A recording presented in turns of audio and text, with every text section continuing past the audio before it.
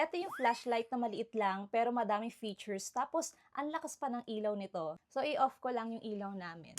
Ayan. Tignan nyo naman kung gaano kalakas yung ilaw na to mga mima. So, meron itong different lighting modes mga mima. Ito yung strong light, medium light, meron siyang strobe light, tapos meron pa siyang ilaw sa handle na naka-on yung kanyang main light.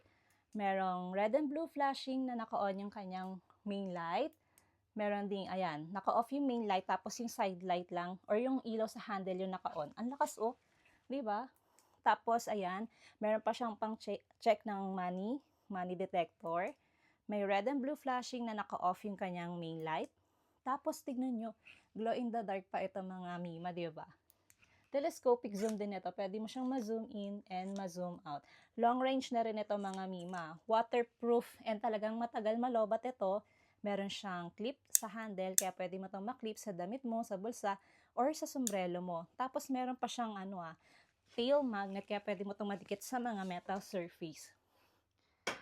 Ayan, mga mima. Di ba? Napaka-useful nito mga mima. Kahit maliit lang to pero ang lakas ng ilaw. Kaya kung naghahanap kayo ng maliit lang, hindi bulky, ito isa sa marirecommend ko sa inyo. Multifunctional pa ito.